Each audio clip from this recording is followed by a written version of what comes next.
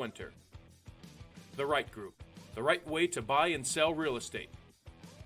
Mark Macknick, Chicagoland Tax Professionals. Blythe's Team Sports, where the athlete shops.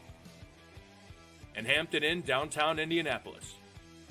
This is the Region Sports Network, the only game in town. Good evening, everybody. Thank you for joining us, and welcome to Game Day in the Region on the Region Sports Network. We come to you tonight from Chesterton High School as the Region Sports Network presents live video coverage of the Indiana High School Boys Basketball Tournament as the Portage Indians take on the Chesterton Trojans in the Class 4A Sectional. I'm Kevin Malater, and I'll have the play-by-play for all tonight's action. Joining me with the color analysis is Wally McCormick. And Wally, good evening. Two teams that played each other in the regular season once already now get Hoosier hysteria going on this Tuesday night. Yep, and it's a game like today that makes people start to question why don't we see the sectional when at least on paper, both these teams coming into the game at 19-4. You'd like to see this game on Saturday night, but it's the way it is, and play the hand you've been dealt, I guess. So. Yeah, in order to get out of the sectional, both of these squads are going to have to win 3 games this week to advance to the next part of this state tournament. And these are two teams who very well, like you just said, can win this sectional very easily. A pair of near 20-win teams going at it. We'll start with Chesterton, considering they won the head-to-head battle against Portage in the regular season. They finished second in the Duneland Conference. Where does your mind go first when you look at Mark Urban's squad? Well, as you said, Chesterton coming into this game at 19-4. Coach Urban, this is his 10th year here. He's 194-60. So he's averaging 19 wins a season, which is pretty good. Yeah. Second place in the Duneland Conference. Got pounded by Crown Point in what at the time would have appeared to be the championship game. They shoot a lot of threes. They got a lot of three-point shooters on their team. The old adage, if you live by the 3, you potentially die by the 3. They've lost 4 games to 4 really good teams. They lost to Crown Point. They lost to a really good Penn team. They lost in a last-second shot down in Indianapolis over Christmas break.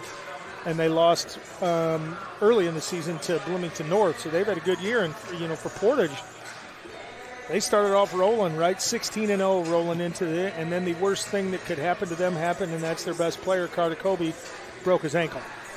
And for Portage, 19-4 overall, 4-3, a couple of losses down the stretch in Duneland play, mainly coming without the presence of Carter Kobe. But they've won their last 3 games. Granted, all 3 of those being non-conference games. But still, they're riding in high in a postseason play, which is what you want for a team that, in reality, based off when the injury occurred, is still trying to figure a lot of things out. Yeah, and I think the first time they played was the first game that Carter didn't play. So if you're Portage, at that point, you're trying to figure out, there's during the year you get assigned roles, right? I'm going to be a rebounder. I'm going to do this. Well, then all of a sudden you lose 20 points a game, and those roles have to be redefined, and guys had to be asked to do different things that maybe at the beginning of the year they weren't. So, there's 7 games into this thing right now since Carter got hurt. They started off with a rough stretch, but they played some really good teams at that time. Like you said, they've won their last 3. Since that game, Chesterton's 5-0. Chesterton, both of these teams are ultimately, you got to put the ball in the basket. And they're both teams that pride themselves on their defense. Over the course of the year, Chesterton is 4-0 against other members of the Sectional 2. They've played 18 4A teams, and against those 18 games, they're 14-4. Where Portage, on the other hand, is 2-1 against people in Sectional 2. They only played 12 4A teams, and they're 8-4 on that. So, both teams tried to pick up some quality teams. Chesterton plays more bigger schools, but, you can't really control your scheduling as much, pretty evenly matched. This has become a really good rivalry over the course of the last 4 years with the group of kids that went through Portage, that 4-year starters that they had, and Herb's got this thing going here. And so ever since the year that Chesterton was 29-0 and went into the state championship game, the rivalry here has picked back up. And it should be, right? It's a natural rivalry. We share a border, 149. The town, the high schools are 5 minutes away. The kids know each other. So hopefully it's all that's good about high school sports, and we'll see. You're exactly right. We'd like to remind everyone that tonight's video stream is powered by Absolute Power Systems in Griffith, providing exceptional service for industrial engines, pumps, and generator power systems. For more info, visit AbsolutePowerSystems.com. Absolute Power Systems, powering your business absolutely. We'll take a quick break. We come back. Starting lineups up next here from Chesterton. You're watching Game Night on the Region Sports Network, the only game in town. Since 1998, customers have enjoyed Chicago dogs, Italian beef, burgers, Polish, and of course the gyros, all from the original George's Gyro Spot in Chesterton. Located at 325 North Calumet Road, George's Gyro Spot prides itself on fast, friendly service at affordable prices. Open 7 days a week, George's Gyro Spot offers dine-in or carry-out. To place an order, call 219-926-5435 or go to georgesgyrospot.com to check out their menu and to place your online order. The original George's Gyro Spot. Have you heard? Stratton Manteau was voted Best of the Region 2025 in several categories, including Best Caterer, Deli, Flower Shop, Food and Grocery Delivery, Fried Chicken, Place to Buy Produce, Place to Buy Seafood, Loyalty Program, and Grocery Store. We're proud to be recognized by our community, and we're committed to continuing to deliver the variety, value, and convenience you deserve. See for yourself what it means to be the best when you shop at Stratton Manteau.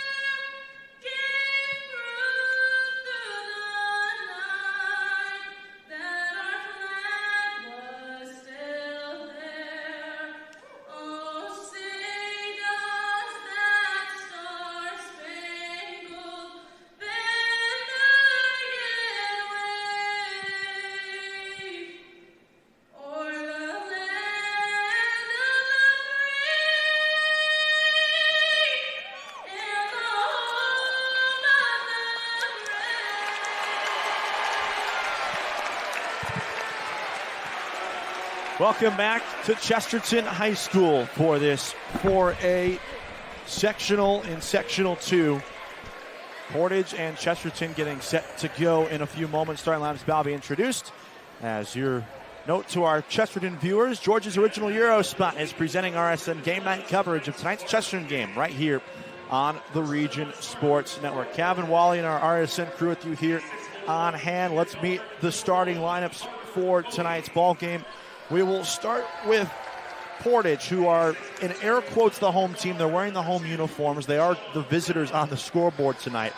They will go with a three-guard look. Mikey Rivera, the 5'9 sophomore guard. Dennis Moran, the third, 6'1 sophomore guard. And Josiah Brown, 5'10 junior guard. Emilio Cameron, 6'3 junior. And Bryce Kobe, 6'3 sophomores. Listed as guards on the roster, but have kind of taken over as forwards over the last couple of weeks. The smaller Portage side. That's the starting five for the Portage Indians. 19-4, 4-3 in Duneland play. They finished third in the Duneland Conference overall. Which one of those five stands out to you? Well, Carter Kobe was averaging 20 points before he got hurt. And Dennis Moran, the third, has had a really good second half of the season. He's coming into the game, averaging 14.4 a game. Bryce Kobe's sitting right there at 14.3. Kobe gets the rebounds, right? He led the team with 143, but Josiah Brown is the sharpshooter. Josiah Brown's hit 53 three-pointers this year. As a team, defensively, they're savages. They change defenses to come. They play passing lanes, and if they're able to turn this into a track meet, it's good for them. They create 11.6 steals per game as a team, to your point about how good they are on the defensive side of the floor. Here's Chesterton. They are the air quote visiting team today in their own gymnasium because of the way the bracket works out. Mark Urban, 10th season, like we talked about in the pregame show, averaging 19 wins a year. He met his season average, 19-4, 6-1 in the Duneland Conference. TJ Ray, 6-foot junior guard, will start. Logan Pokorny, 6'4 senior guard forward combo, will start. Jalen Watts, a 6'2 senior guard, will fill in the backcourt. Bradley Basila, sophomore forward, and 6'7 senior forward Caden Schneider will be up in the front court for Mark Urban's team. You and I were talking before we came on air. Logan Picorni is going to be a big difference maker for this Chesterton team tonight, depending on which Logan Picorni we're going to see. Yeah, and I think, we've seen Logan Picorni score 20 in a quarter. And we've seen him some other games where he's a little more reserved at the offensive end. But Picorni's the one for, he comes in tonight averaging 14.5 points a game. Bradley Basila, 6'7", sophomores at 13.2. Jalen Watts is right there at 10. And TJ Ray's at 8. It's a really good three-point shooting team. As a team, they are 41%, which is and it's not a very good free throw shooting team. On the season, they're shooting 64%, which is something I'm sure they're not happy about. The first time they played, which was 3-4 weeks ago, TJ Ray didn't play.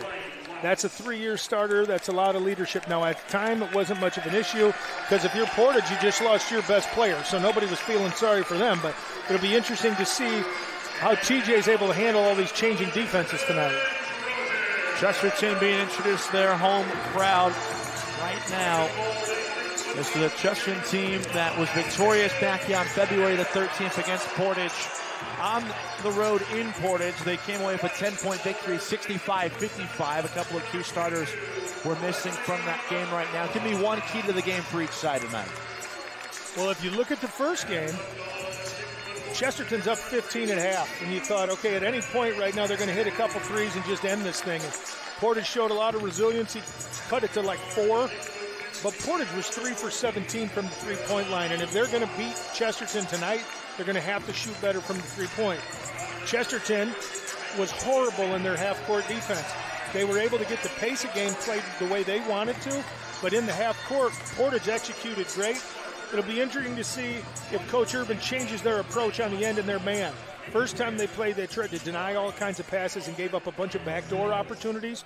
So, one of those games 4 weeks ago, those guys are coaching, but they're also coaching ahead, right? Putting something in your pocket. And at the end of the day, they all know what everybody's going to do. And let's do this thing. Portage in the whites, Chesterton in the black. Second meeting of the season between these two sides. One of these teams will have a date with Maryville late Friday night. Off we go, and Bryce Kobe wins the opening tip-off for Portage. Here is Mikey Rivera, the sophomore guard, a very heavy underclassman Portage Indian squad.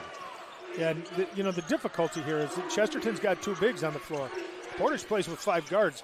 And the problem becomes defensively, these bigs have to guard people that are smaller and quicker than them. There's Cameron right now, a pure example of that. He pulls Basila up to the wing. Yeah, see, right now you got Caden Schneider at 6'8", guarding Mikey Rivera, who's 5'10". Rivera gets around an off-ball screen. Pass from Moran. Rivera calling for a screen, gets it from Brown. They switch onto him as well. Yeah, and you can see already that Chesterton's made an adjustment here. They're not overplaying all the passing. They're just kind of sitting there and saying, if you're going to outshoot us, go do it. But you're not going to get uncontested layups. So here comes a set play. There's Schneider. Lobbing inside, Basila there underneath, puts it up, and it was left a little too strong. It's the rebound for Brown. That's a horrible shot. Coach Urban doesn't love that. Cameron fakes, kicks it out to the corner. Moran got doubled, back on out. Cameron will try from distance. Portage does a good job of breaking people down off the dribble, so they're going to get drive and kick opportunities. It's just a matter of how they're going to make them. Watts hesitates, accelerates through the lane, through contact and in for the game's first points. Yeah, that's like he turned his ankle a little bit right there. He's kind of grimacing coming back. But that was something the first time they played, is that Portage tried to take several charges and were successful on a few of them. So Kobe draws the foul. Yeah, and there you got Caden Schneider. And the problem becomes this. If you get beat off the dribble, your teammates got to rotate over and help. And when they do, your defense is at a disadvantage. So, at the end of the day, you got to keep the guy in front of you. Schneider played in 23 games during the regular season, but he was always fighting foul trouble. Kobe trying to blow by Watts. Tough shot, and he makes it. Yeah, Bryce has got great body control. He floats in the air a little bit, and he's longer than you think. There's a walk on the other end by Jalen Watts. Yeah, they got Bryce listed at 6'2", but he won the tip off against 6'7" Bradley. he really controls his body in the air, gets to the free throw line a lot. Finished the year 5th in the Duneland Conference in points per game as he throws that one away. I thought it looked like he was waiting for Cameron to cut inside, and he never did. Yeah, so Portage does a little bit of horn stuff where they bring all 4 guys out high, and knowing that if you're going to come out with him, they're going to try to get some back cut opportunities. The difficult part against Portage is identifying the defense. Right now, okay, this looks like man, but let's see how the reaction is after the first pass, or they may get some traps. They stay in man right now. Dribble handoff here. It's Ray. Down low, Basila. They tie him up. Yes, they do. Possession arrow favors Chesterton. It's a great job by Josiah Brown. If you're going to guard the big kid and you don't have a big kid, you're going to have to do it with everybody, and that's a good job of those guys closing in and getting the tie up.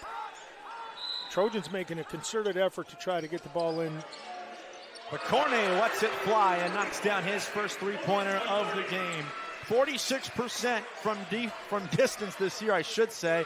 And on the other end, he comes away with a steal. Numbers for Picorni instead will throw. No, it won't. It rolls in and out.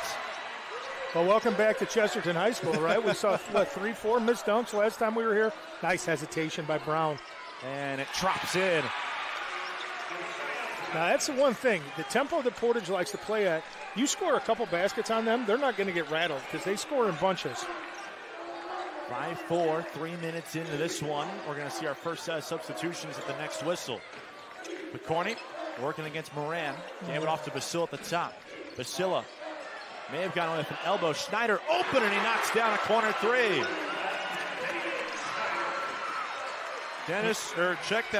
Emilio Cameron still flanking his nose right now.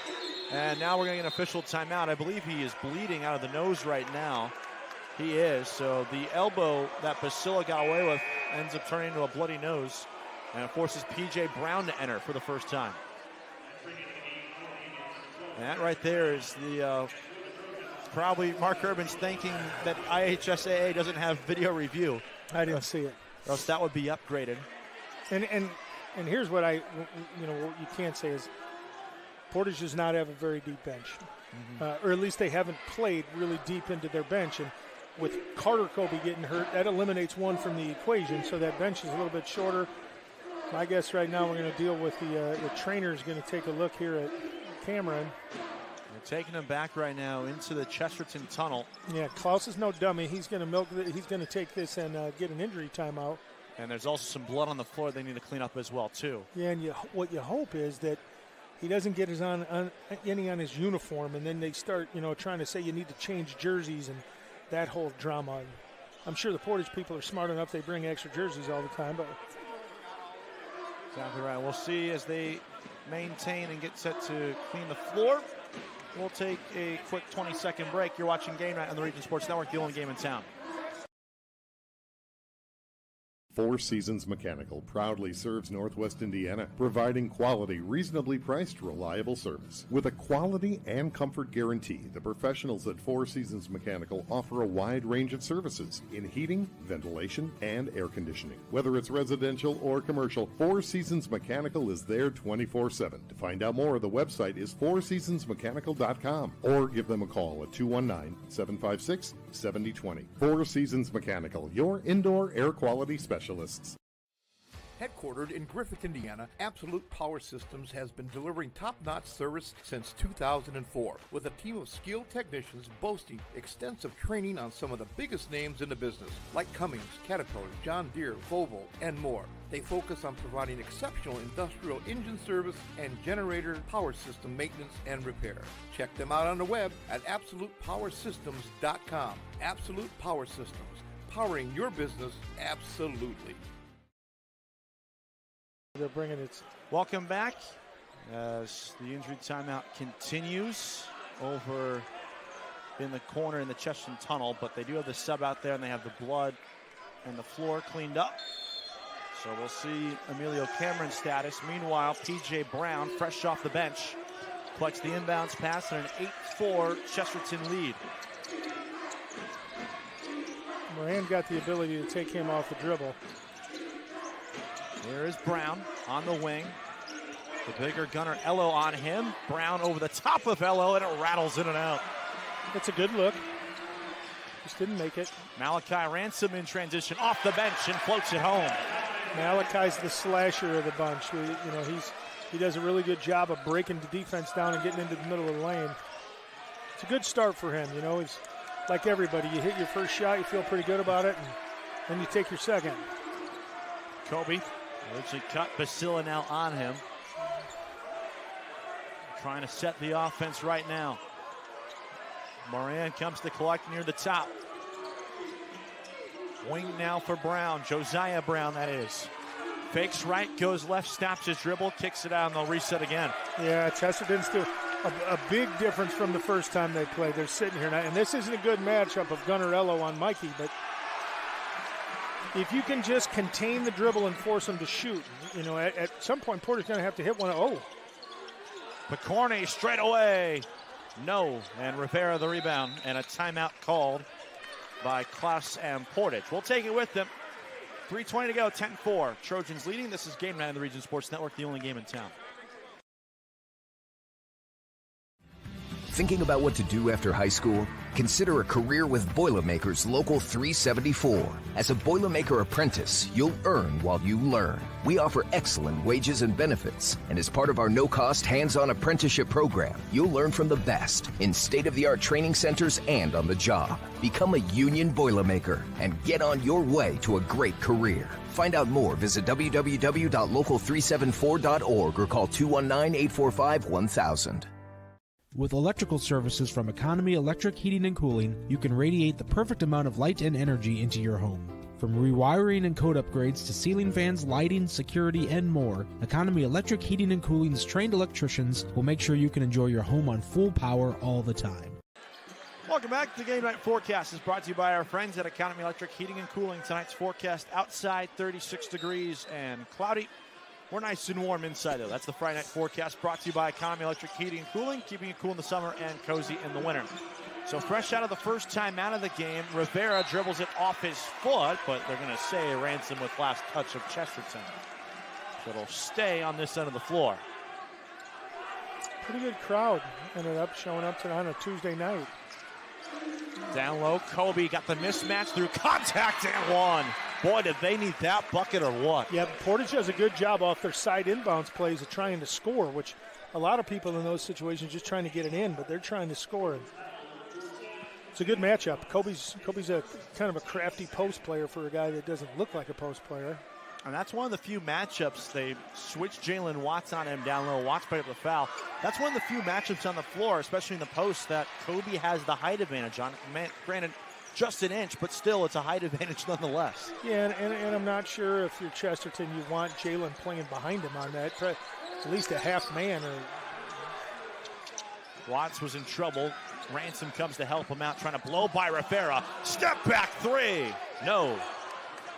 And a good box out there. It's Moran the rebound. 3-point game all of a sudden. Portage with life out of their first timeout. Rivera around the screen. Working against Ello.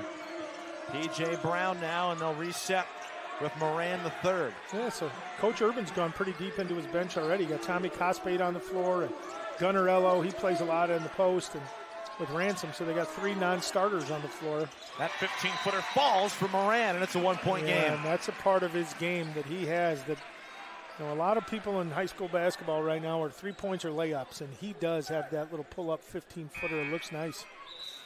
Well, I see some subs real quick. Ray will rejoin. Cooper Hewig will enter as well. That's our guy right there. Our guy, Dirk. 2.8 points per game, but he's in the mid-30s from three-point range this season. Yeah, another sophomore. Ello off the elbow, hands it off. Hewig stopped his dribble, gave it up. Watts fakes, accelerates. Nice good cut inside, but nice Ray was defense. denied. Josiah with a swat. Here's Rivera going coast to coast, and he'll go to the line for a pair.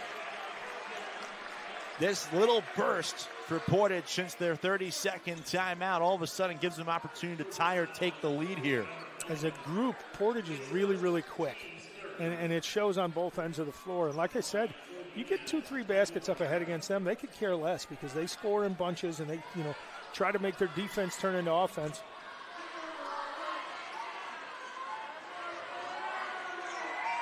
Mikey Rivera swishes the first one to tie it. 6.5 points a game on the year, 67% at the charity stripe. Yeah, so, surprisingly right now we're 6 minutes into this thing here, and Portage hasn't been in their 1-3-1. They haven't trapped in the half court. They just sat here and played man-to-man. That one's good, and Portage has its first lead of the night. It's been a while since Chesterton scored. Well, drought here, they led by as many as score of 10-4. Since then, a 7-0 run for Portage. Stomping his dribble was Schneider. Ray in some trouble. Schneider there to bail him out. Here's the double you were talking about. Yep. And Schneider frees it away. Just over 90 seconds left in the quarter. Hewig. Portage had great defensive possession right now.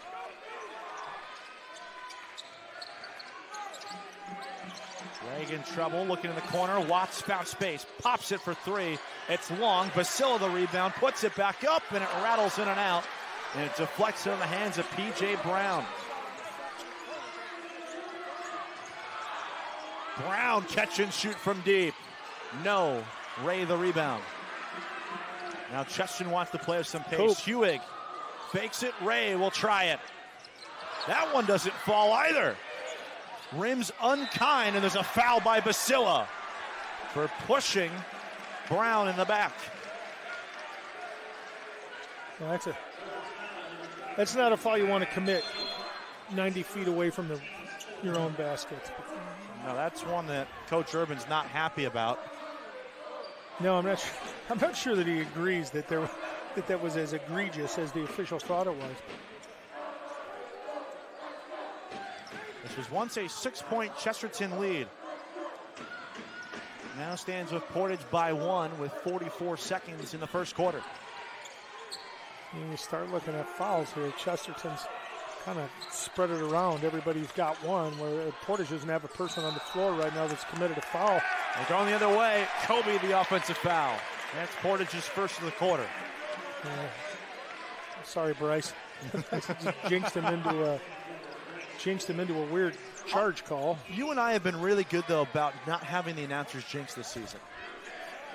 Until that time. I only do it with Bryce Kobe. His mother's going to kill me. Here's Schneider. 25 seconds inside. Basila. Butterfingers on the baseline. Yeah, Basila telling him right now, throw it up higher, let me go get it. You throw it down here, then everybody else has got an opportunity to get their hands in. What seemed early like Chesterton was making a really concerted effort to get the ball to Basila. They kind of went away with that and got content shooting three-pointers and just haven't made them. 17 seconds. You would think that Portage would be content to run this out and get the final shot of the frame. They will. 10 to go. It's Josiah Brown. Picorni on him with 6. Brown inside. Moran lost it off his foot.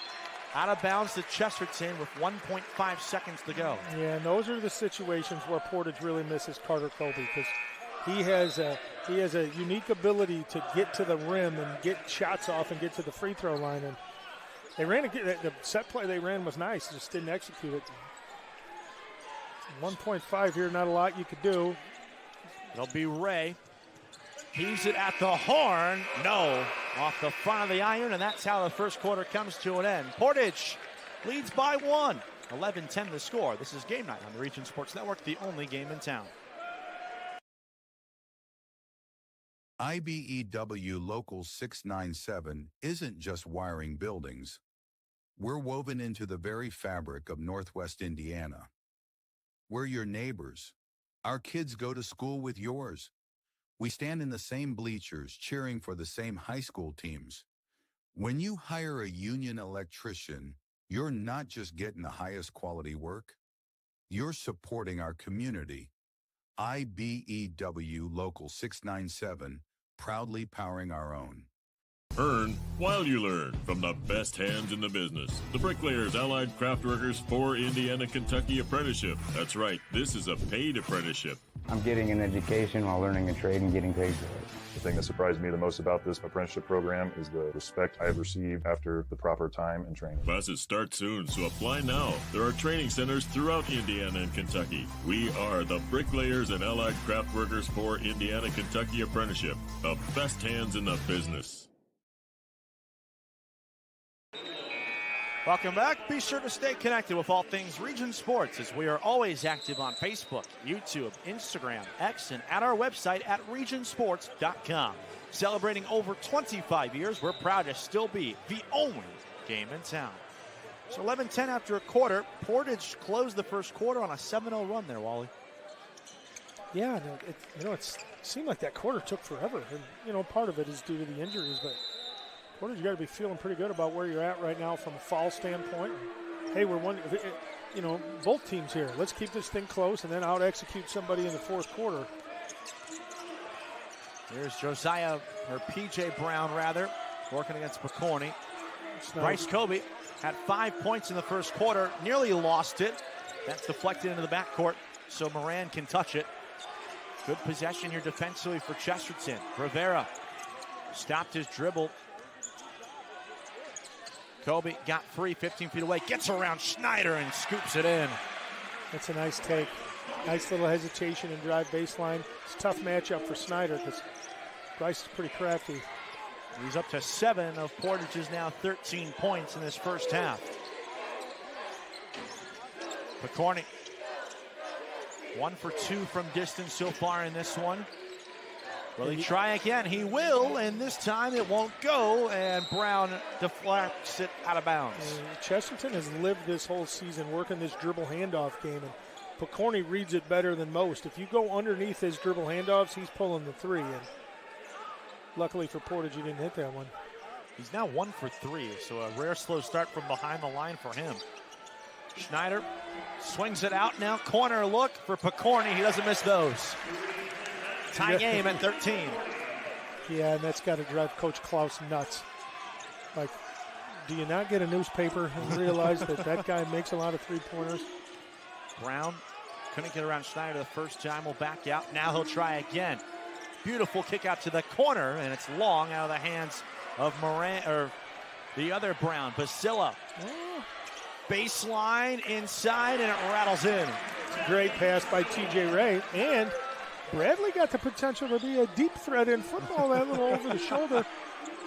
Catch it in stride as well. Brown on the other end, no. Tipped out of bounds, it'll go to Chesterton. That's a tough shot for Brown over the outstretched arms of Caden Schneider, who happens to be 6'8". So Chesterton sticks with his 2 big lineup. There's always going to be one matchup on the defensive end that's tough for them. Gunnerello coming in right now for Schneider. By the way, good sign, Emilio Cameron has rejoined the Portage bench during that stoppage there. Oh, good. We'll see what his status is the rest of the game. As Picorni tries straight away, it's off the front of the iron. Moran the third with the defensive snag. And both teams run that elevator set play up at the top. Josiah Brown backing out for Mikey Rivera. 2 points in that first quarter for Rivera. A little bit of miscommunication there at the top of the arc, and Rivera will reset the offense and quarterback it. Yeah, and it's weird, the little cat and mouse game here. Is Basilla going to go out and guard him and see if Mikey can beat him off the dribble, or is he going to be patient and just sit there? They doubled Kobe for a moment. Picorni on him. They'll reset it.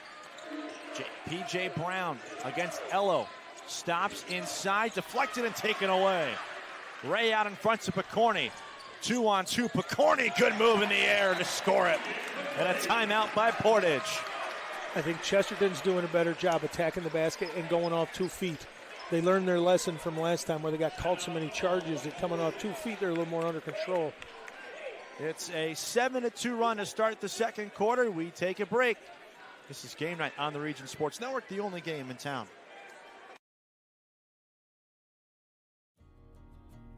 At American Testing Services, based in Hobart, Indiana, we specialize in NDT drone inspections and heat treatment services for local mills, fab shops, and facilities across the country. From Northwest Indiana to nationwide, we deliver precision, safety, and reliability. American Testing Services, America's trusted name in NDT. Calling all current and future homeowners in the Northwest Indiana area. Whether you're buying or selling, Brent Wright is here to make your real estate journey smooth and successful. With years of experience, personalized service, and a deep knowledge of the market, Brent will help you find the perfect place or get the best deal for your property. Call today at 219-406-7195 and take the first step towards your real estate goals. Contact Brent Wright, the right way to buy and sell real estate.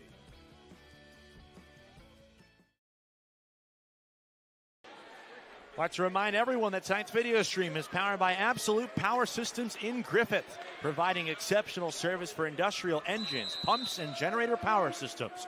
For more info, visit AbsolutePowerSystems.com. Absolute Power Systems, powering your business absolutely. So out of the second timeout of the half for Portage, trailing by 4. Similar spot they were in the first quarter where they were burned a timeout down 6. They routed off a 7-0 run to close out the corner, and right away, Bryce Kobe hits from distance to cut the deficit to 1. Yeah, and Kobe's got 10 already right now, so he's carrying Portage offensively here. That's all right. He's more than willing. Corney to the wing. Down low now. Ransom playing pitch and catch with Basila. I think Rivera got a piece of it. Ello the rebound, and they'll reset it with Ransom. Yeah, so when Basila gets the ball, now the other post is rotating over for the double, and the guard who threw the entry pass. Portage in their little run and jump right now, and Chesterton did a good job of recognizing you can't hide on the court with them because these traps come wherever. Flash to the ball.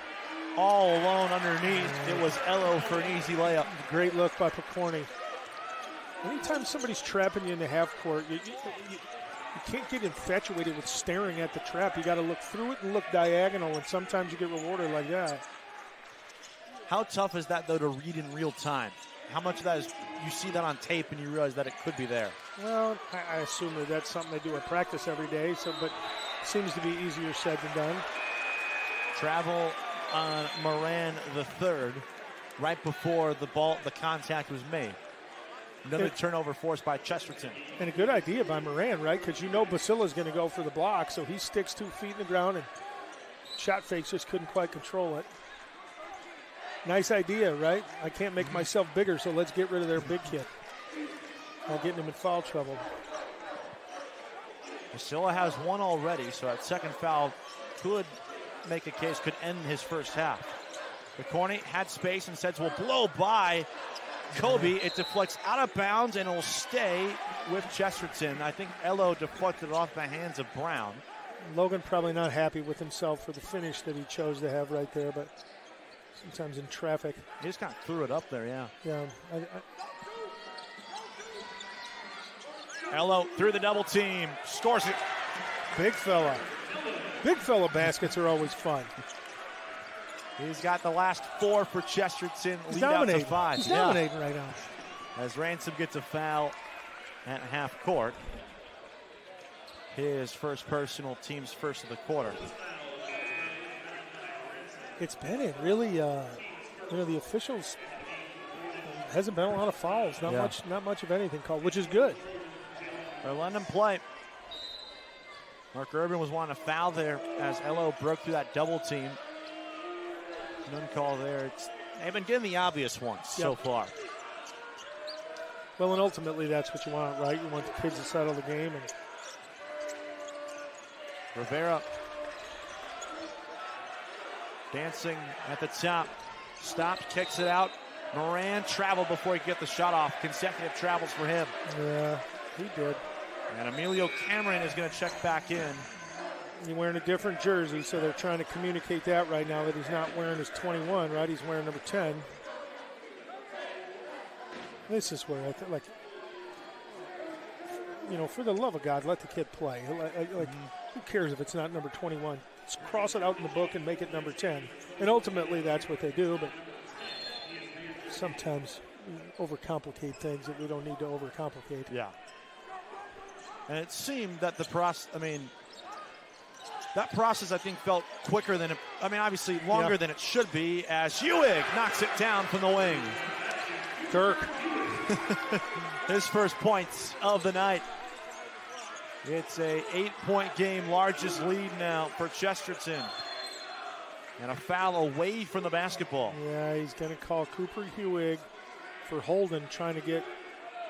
Kobe does a really good job of keeping his post position, and Hewig's trying to get around him to take the low side. And Kobe kept moving his feet, and nice job by Bryce. P.J. Brown rejoins in place of Mikey Rivera.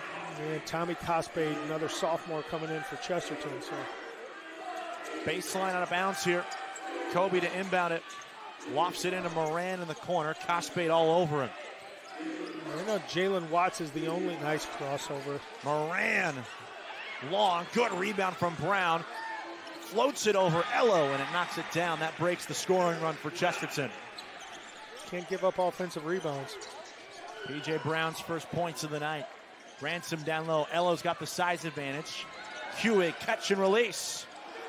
No, but there's a long offensive rebound for Watts. Through traffic, no. And 3 Portage players simultaneously come down with it. I thought he might have got it on the arm there, but the official didn't think so. A reset, Dennis Moran the third. Both teams playing with really good effort. So, coming back and looking at this film, both coaches are going to be proud with the effort that their kids are giving. Cameron, who's playing with a bloody nose in a new jersey, gave it off Moran. Minute 34 to go. Stops his dribble at the free throw line. Gave it on up to P.J. Brown. Brown stops, spins, puts it up, and it rims out. Was a good look, too. It was, and I like how aggressive that both he and Moran are on the offensive end right now. Inside, Ello against Kobe.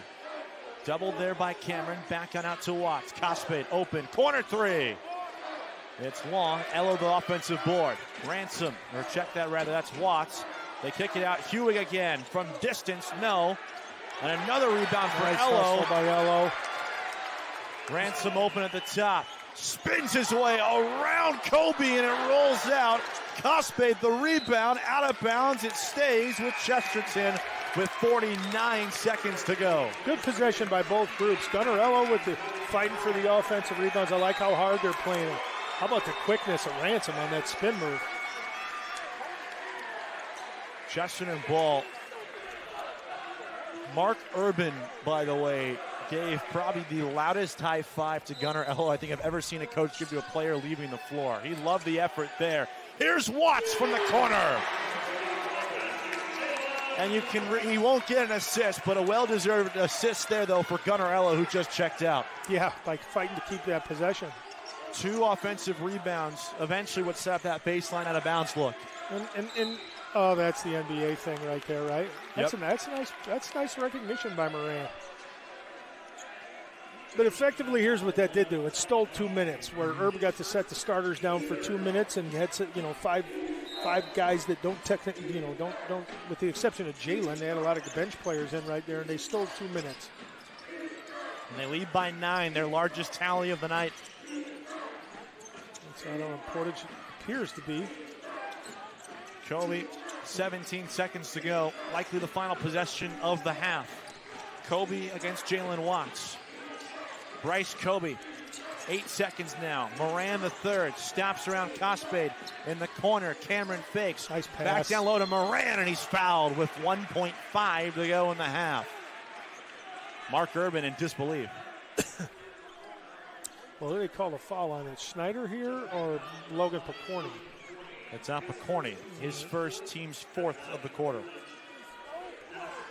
So Moran has an opportunity to get this within shouting distance of 7 points at the break if he can go 2 for 2 here. Yeah, Herb didn't love that call.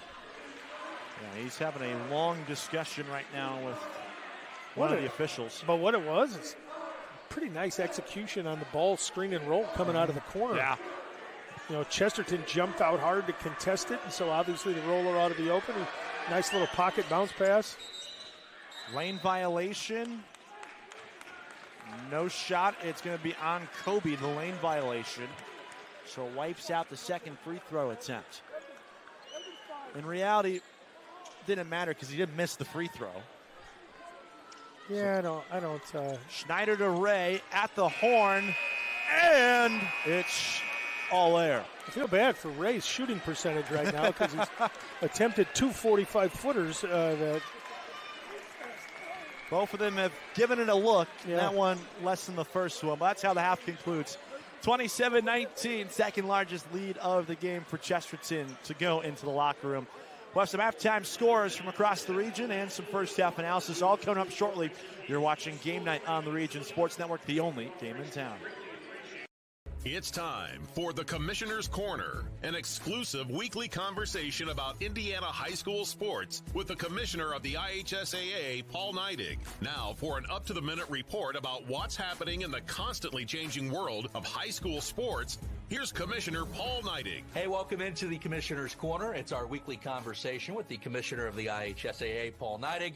I'm Brendan King. Paul, I feel like we say it every week, busy time of year because it is a busy time of year. And, of course, the wrestling mats are being traded out for the hardwood again at Gamebridge Fieldhouse. You just got wrapped up with the boys wrestling state finals at Gamebridge. Girls basketball comes up this weekend along with the boys swimming and diving state finals. So lots to talk about. Let's start with what we just got done with, and that was boys wrestling. How'd things go in downtown Indy last weekend? Well, I thought everything went great. You know, it's I call the wrestling tournament, and like others, but it's we have longtime fans that make a pilgrimage to Indianapolis to Gamebridge Fieldhouse, and they camp out for the weekend because it's 2 full days of wrestling, starting with last Friday with the knockout round, and then we go into the Saturday wrestling. But it's a great event. And the best wrestlers in the state of Indiana are I would say as good as anybody can be. They're contributing on a national stage. I know we talk about that a lot, but there's a kid in that grouping that's signed with Penn State, and there's multiple wrestlers that are going to wrestle at Purdue and IU and Indiana, and these kids are doing great things, and they're so dedicated to their craft. They're in that wrestling room early, often, and really trying to be the best they can be.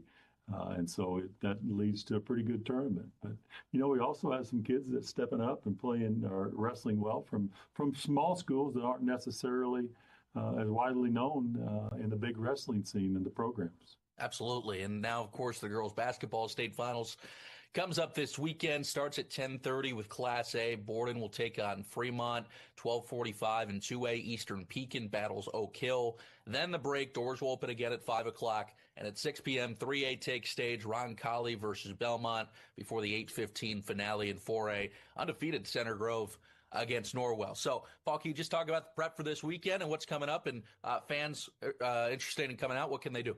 Jane Schott does a phenomenal job running the girls basketball tournament, and she's prepped, and it really started in the office. It started last Sunday. I mean, we had a whole team in here on Sunday getting the program turned around and getting credential boards made and all the things that go along with the state championship and prep for the state finals meetings. And then all of our teams came to Indianapolis at Gamebridge Fieldhouse, started at 10 o'clock yesterday morning, and we go through just a whole bunch of different kinds of information. We have media day, and we interview the girls and the coaches and go over ticketing and all kinds of stuff. So that was yesterday. Tomorrow they come to Indianapolis for practice this week, and we have a really nice luncheon put on by the Downtown Kiwanis organization to be able to celebrate the girls and their accomplishments for the year. And then we'll go home, get ready on Saturday, probably come back to Indy on Friday and play on Saturday. So it's a full week, but boy, is it a lot of fun. And I really think the matchups are going to be phenomenal. From what I've looked at, I think they're going to be close. I don't think there's a blowout on paper, so to speak. And so I think it's going to be really a great weekend of girls basketball. Just the partnerships that you guys have and be able to put this on and give these kids the opportunity to play at such a spectacular venue. Can you just discuss the partnerships and what it takes to pull that off? Partnership with Pacers Fever Sports and Entertainment is just phenomenal. But the one thing we always have to remember, that we're guests. It's like anybody else's home. That's their home. That's where they practice their craft. And we're so thankful and that they allow us to come into their facility and use it to celebrate some of our biggest days in sport in the state of Indiana. And from the person that we work with down there, they're just so nice, dedicated to what they do. They take their job serious when you have to do that when you run such a large facility. But we're just so blessed to be able to use these facilities in the state of Indiana.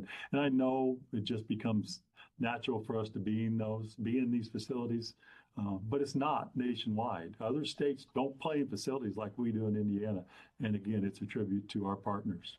Paul Neidig, Commissioner of the IHSAA. It's the Commissioner's Corner. Paul, have a great weekend. We'll talk again soon. We'll talk soon. Thanks for listening to the Commissioner's Corner with IHSAA Commissioner Paul Neidig. And thank you for your continued support of the high schools in your community. Welcome back. And a note to our Chesterton Futures. Georgia's original Euros spot is presenting RSN game night coverage of tonight's Chesterton game right here on the Region Sports Network. Halftime here, 27-19. Chesterton leads Portage at the break. Winner gets Maryville in the sectional semis on Friday night at approximately a 7:30 p.m. Central Standard Time tip-off. And Portage closed that first quarter on a 7-0 run, but that second quarter, though, Wally, was all Chesterton. The Trojans outscored Portage 17-8 in that stanza. Again, it's been pretty balanced scoring for Chesterton. Picorni's leading them with 8, but outside of that, everybody's got 3 or 4. And, you talk about, okay, what did we see in that first half? And to me, I think it's almost the opposite. What did we not see? We didn't see Portage press. We didn't see Portage in the 1-3-1. We didn't see Portage do a ton of trapping on down passes. They did a little bit. And I think what happened was when they got into half-court defense and they did their trap game, Chesterton did a nice job spacing the floor, getting somebody in the middle, throwing diagonal, and scoring off of it. So I don't know if that's kind of pushed them away from that. Offensively, for Portage, Chesterton's playing philosophically way different than they did the first time they played. The first time they played, they made a real hard effort to deny 1 pass away and deny 2 passes away. And today, they're letting them play catch on the perimeter. Now, Portage has had some success, dribble penetration, especially with Moran and Kobe, because they have the ability to pull up while being guarded. It'd be kind of interesting to see how they say. A lot of people say first 3 minutes of the second half are going to be a big indicator of how this thing goes the rest of the day. I don't know if I'm one of those people, but I hear basketball people say that, so I'll take their word for it. Exactly. Time now for a scoreboard update from games across Indiana and the region specifically. Follow all of tonight's region basketball scores live on the Hometown Scoreboard, streaming on youtube.com/regionsports, facebook.com/regionsports, and regionsports.com, courtesy of your neighborhood Track and Van Til. Shop online for delivery or curbside pickup at trackandvantil.com. Couple of final scores. Lake Central defeating Morden over in Crown Point 62-25. Oh. Yeah, it turned into a bloodbath there in the second half. It was an 18-point halftime lead for Lake Central, and the blue, black, and white Indians destroying Morden in that one, the second half. Wheeler sneaks one from Boone Grove, 46-44 was the final score there. And East Chicago defeated Highland pretty handily, 67-38. Other games currently in progress. Mishawaka and South Bend Adams are tied at 55. They're in the fourth quarter there. And they're in their second quarter right now, nearing halftime. Hanover Central leads Ileana Christian 16-8. And I think that, the sectional that's out towards South Bend, obviously we got a couple local people, right? Michigan City and LaPorter headed out that way. But I think Penn's the class of that sectional probably. I mean, on paper they're the heavy favorite. Adams has got a nice team. Portage played him. That's the game that Kobe broke his ankle in. Portage played him a couple weeks ago there. Bearcats, Boone Grove, big rivalry, old PCC rivalry. They don't love each other, and so that was kind of neat. But LC all over the Govs. I think that was probably expected. If you look at Lake Central's been a team that on given nights is really tough to beat, and then they've lost some games that they probably wish they hadn't. But it's a good school, good program, good coaches. A nice win for them, and they move on. I mean, but over there, right on paper, you got the Dogs, and they're going on their home floor too. So that's going to be a really tough team to topple in that sectional. That is the scoreboard update, courtesy of your neighborhood Track and Van Til Food Market, Track and Van Til, your favorite Indiana-made grocery store. We remind you that at the conclusion of tonight's game, we'll name the Crowd Companies Lantern Man Superhero of the game. Crowd Companies, the business professionals. And we'll name the Boilermakers Local 374 Blue Collar Player of the Game, brought to you by Boilermakers Local 374. Earn while you learn with Boilermakers Local 374. And we'll name the Proud of Union Play of the Game, presented by Ironworkers Local 395. Ironworkers Local 395. To find out how you can become a union ironworker, visit ironworkers395.com. We're back after a quick break. You're watching Game Night on the Region Sports Network, the only game in town.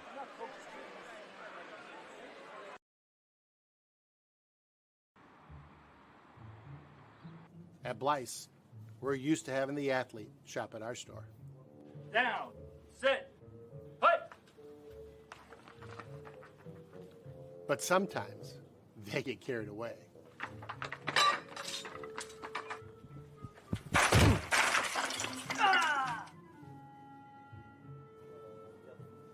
Blyce, this is where the athlete shops. Welcome back. We'd like to remind everyone that tonight's video stream is powered by Absolute Power Systems in Griffith, providing exceptional service for industrial engines, pumps, and generator power systems. For more info, visit AbsolutePowerSystems.com. Absolute Power Systems, powering your business. Absolutely. Second half underway, and Bradley Basilla draws a foul 12 seconds in. Captain leader Wally McCormick, Zach Zanelli, and Paul Vela with you here on hand at Chesterton High School. Class 4A sectional, and this is sectional 2. Winner of our game tonight will take on Maryville in this gym Friday night in approximately a 7:30 p.m. tip-off. That would be following the contest between Hobart and Valparaiso. And just like they did to start the first half, Chesterton making a concerted effort to get the ball into the post. I think we got an accidental headbutt here with Moran and Picorni. The official was not trying to give anybody a foul here and make sure everybody's okay. And they're going to go side out with it. So another example of them letting the kids play tonight as well too is there are probably some other officials out there who probably would have assessed offsetting fouls there. Those officials come together and say, hey, it was incidental. We're not going to call anything. And this is a veteran group, so they've done a really good job of. You haven't seen a lot of talking. You haven't seen a lot of drama so far in the game. Mark Urban is incessant that it got tipped. Referees disagree, and Portage gets a much-needed stop on the first possession of the half. They're trailing by 8. How can they get back into this one? Well, you got to get stops. You need to get to the free throw line. I think the second half's always a race to the free throw line. And at some point, you're going to have to hit a three here. Moran has one of them. He was trailing to the ball. Rivera goes the other way for Bryce Kobe, the game's leading scorer with 10 points in the first half. Josiah Brown comes to collect. Brown had just 2 points. Down low, Kobe working against Ray. Spins back baseline, left it short. Got his own, deflected, out of bounds, it stays. Yeah, and that's a nice scheme from Portage because it puts Josiah Brown, the three-point shooter, on the arc, and Bryce in the post. It's a nice little two-man game. Schneider got lucky, he didn't pick up another one there. Portage thought he did. Kobe to inbound. They need some help. He lofts it and throws it away.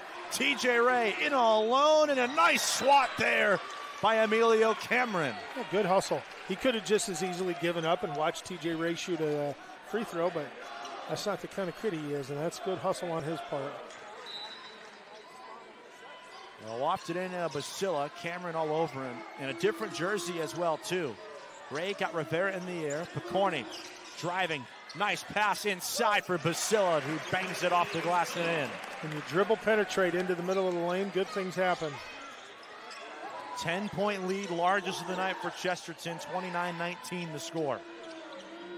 At the beginning of the game, I didn't really love this matchup of Basilla guarding Moran, but he's long and athletic enough that he can stay in front of him and kind of contest those pull-up jumpers. Rivera tips it to Cameron. Great perimeter defense here from Chesterton so far in this third quarter. The Portage guys are looking a little bit frustrated here in this possession. Kobe has some space. Watch which is on him. Open in the corner. Cameron three. They needed that. Good pass by Kobe. Nice finish. Good for him after getting popped in the face earlier in the game. There's Picorni now on the other end. And within single digits is Watts. Good take by Jalen. With the right hand, back up to a 9-point lead. Jalen Watts now up to 7, second most on the Chesterton squad tonight as Moran draws the foul on Basila. Herb's going to go nuts. He has not been happy with the way this game's been officiated. Well, and that's been consistent on both ends for the most part. Yeah, and that's one of those that looks bad, right? Because the block happens late. I don't know what you got with the body, but the block happens late, and it looks like he doesn't touch him. Great take by Jalen Watts at the other end. And Portage now is electing to, when Chesterton does their ball screens, they're just double teaming and trying to trap that. So you would like to think Chesterton might be able to get a roller off one of those high ball screens. Schneider gets his first rest. We see Gunnar Ello for the first time in the second half. What a job he did in that second quarter specifically. Yeah, and if Gunnar can come in and give him 2 or 3 good minutes, get a couple rebounds, and that's a plus. If Schneider gets the rest. He splits the pair at the line. And there comes a trap. 8-point game. Ello got double, had to get it across half court. He does. McCorney open, catch and release. You bet. Yeah, that's 2 veterans. TJ Ray's played a lot of basketball here at Chesterton. He does a nice job of keeping his eyes up and finding his best shooter. Here's Bryce Kobe. He'll try from 3. He left it shy. Ello got a piece, doubled and got free with TJ Ray. Pushing the pace. Watts flying through the lane. They'll call the foul on the floor.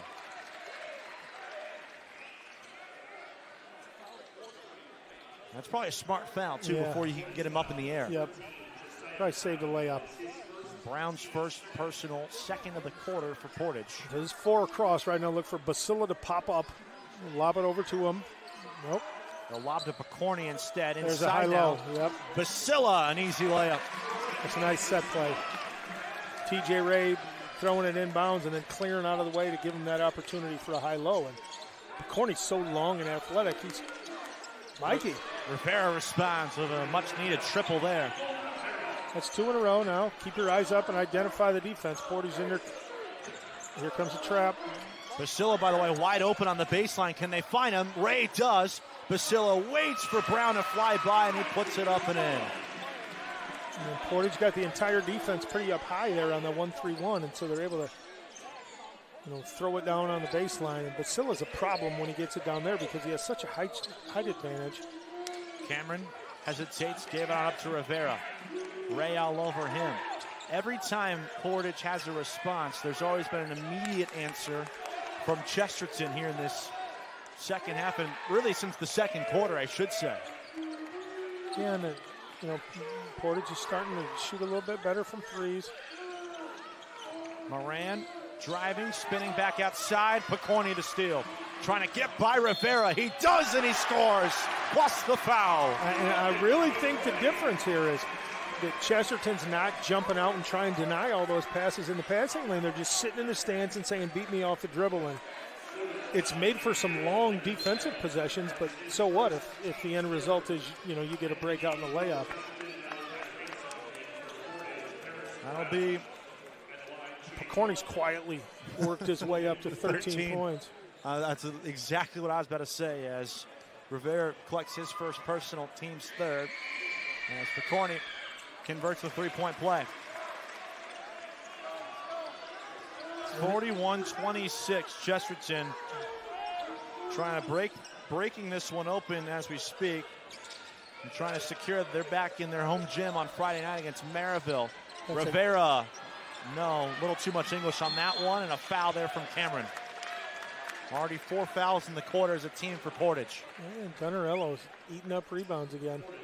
It's exactly what you're seeing. If he can get a couple of minutes in this span when he gives Caden Schneider a break, you'll take that every day of the week if you're Mark Urban. And he's a perfect example of everybody's got a role. And this time of the year, you ought to know what your role is, and you either accept it or not. He just goes and plays hard. He doesn't care if he scores. He just wants to win. 6'4" junior, 23 games played. Moran comes away, left it for Rivera, and he couldn't finish there on that end. Basila breaks by Cameron, stops. Ello off the block, finds Ransom open for 3. No, but he gets his zone. He was looking to try again. Instead, he'll slow it down and reset it. Mikey getting real aggressive with his hands here on the dribble. Timeout, Chesterton. 30-second timeout, and we'll take it with them. 41-26, largest lead of the game, 15 for Chesterton. This is Game Night on the Region Sports Network, the only game in town. Sometimes the hardest part of improving your business isn't coming up with a great idea. It's knowing what to do with it. Chester Inc. Architectural and Construction Services is ready to meet all your industrial and commercial construction needs. Whether it's a small build-out or a complete construction project, Chester will design, build, and finance. Our team eliminates multiple contractors, providing you a single point of contact while staying within your budget. Chester Inc. Architectural and Construction Services, turning your ideas into realities. Welcome back. It's a 15-point lead for the Chesterton Trojans over the Portage Indians with a spot in the sectional semis on Friday night. That'll be a doubleheader right here in this building. Hobart Valpo at 6, Maryville in the winner of this one at 7:30. And the cool thing about this single game on a Tuesday is everybody in the sectionals here. You got the whole Valpo team up there, the whole Hobart team's over here. Got a Crown Point Bulldog just walked in front of the Portage student section to some less than positive vibes from them. I guess if you walk in with a Crown Point Bulldog sweatshirt and walk by somebody's student section, that may happen. That should be the expected reaction, as there's the fifth team foul, I beg your pardon, of the quarter. It'll put Cameron in the books for his second personal. And this is the first time in the game where we've been, there's 2:47 to go left in the quarter, and Chesterton shooting free throws from here on out. So this is really the first time that free throws have kind of been a factor here. Or could potentially be a factor, I should say. Well, we had just 9 total fouls in the first half. We have 6 here in the third quarter alone, as Ello goes 0 for 2. 41-26, the score remains in favor of Chesterton. Portage needs to find a way to go on a run here to get back in this one. Yeah, we got to get the ball in Bryce's hands. Cospe draped all over him right now in the left wing. And there's P.J. Brown trying to get around T.J. Ray. He hesitates in midair and scores. That's a nice move inside. That is, and that's a good contest by Gunnerello, and that is a great finish. They needed that bucket badly. 41-28. Picorni. Cospade helps the break. Open. Ransom lost it out of bounds. Yeah, and it's a good cut by Cospade getting to the middle of the defense. And good recognition to throw diagonal. Just not a great pass. Didn't catch it. So Porter's got a chance here to cut into this lead a little bit, which would be good for them. If they can get it into single digits by the end of the quarter, they feel like they'll be in the game. And then you can see if it's Bryce Kobe takeover time. Try to draw a foul on Ello. None doing there. Picorni fell on his own power, and he throws it out of bounds. So it's Portage ball. And Facilla and Watts will rejoin in place of 3 players, as Hewig will be a late sub in as well, too. Yeah, and this is the math wasn't mathing there for a brief second. It's a big minute 45 here for both teams here with this lineup that Chesterton has on the floor. And Portage obviously wants to cut into this lead.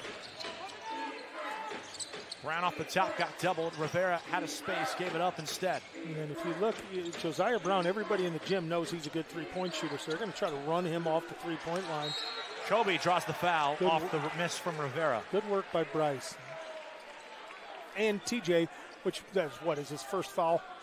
Who cares? He just prevented a layup, right? And Bryce is a good shooter, but let's make him earn them. Yeah, he's only 64% from the line, so. I know. I jinxed him the last time. I have to apologize to his family and friends.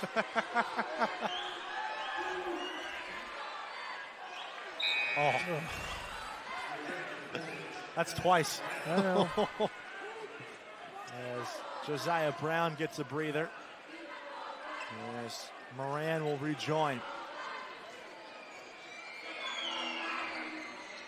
1 for 2. Oh, yeah. We'll take it. 12-point game. 81 seconds to go in the third quarter. Here's Ray. Him and Ella did a nice job breaking that full court trap. Ella stops, swings it out. Hewig. That's just great passing there from Chesterton on display. Yeah, and they've done a really good job of when they got the ball in the middle is whoever catches it in the middle looking opposite. Watts. Can he get that one to fall? No. Basila the putback. He just muscled that one in around 3 Portage defenders. Yeah, Portage giving up about 4 inches of height there on that. And Basila did do a nice job of keeping it up above his head and not bringing it down and giving the gift away. Dribble handoff for P.J. Brown. Swings it to Cameron. 32 seconds to go in the third quarter. Brown looking for Moran. Hewig all over him. Yeah, see, and that's another thing that Chesterton did different from the first game. The first game, they tried to run through all of those screens, and now they're going under, trying to make Portage flare cut and shoot a 3. And I think Portage is going to try to hold for the final shot now, too. 13 seconds left. Bryce Kobe with Jalen Watts defending. 10 seconds. In the corner, P.J. Brown. Yes, sir. Good way to end it. Here is Watts. Heaves it at the horn. It's all air. So they didn't get it quite to single digits like you were saying, but it's an 11-point game through 3. 43-32 our score. This is Game Night on the Region Sports Network, the only game in town. Sometimes the hardest part of improving your business isn't coming up with a great idea. It's knowing what to do with it. Chester Inc. Architectural and Construction Services is ready to meet all your industrial and commercial construction needs. Whether it's a small build-out or a complete construction project, Chester will design, build, and finance. Our team eliminates multiple contractors, providing you a single point of contact while staying within your budget. Chester Inc. Architectural and Construction Services, turning your ideas into realities.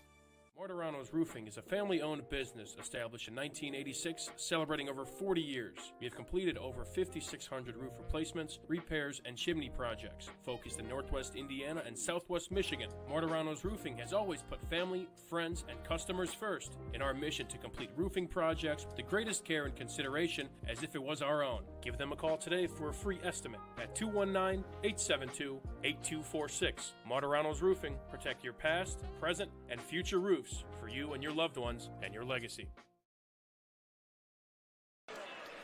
Be sure to stay connected with all things Region Sports, as we are always active on Facebook, YouTube, Instagram, X, and at our website at regionsports.com.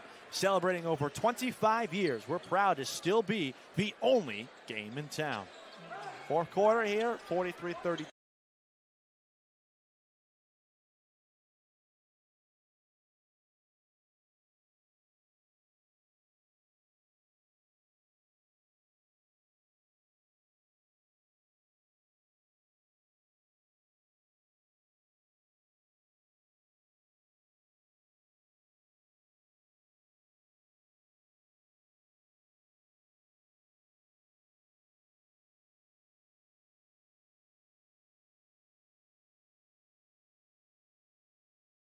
Past, present, and future roofs for you and your loved ones and your legacy. Be sure to stay connected with all things Region Sports, as we are always active on Facebook, YouTube, Instagram, X, and at our website at regionsports.com. Celebrating over 25 years, we're proud to still be the only game in town. Fourth quarter here, 43-30.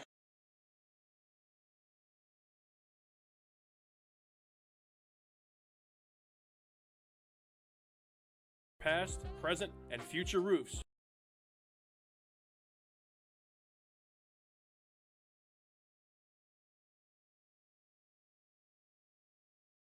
Past, present, and future roofs for you and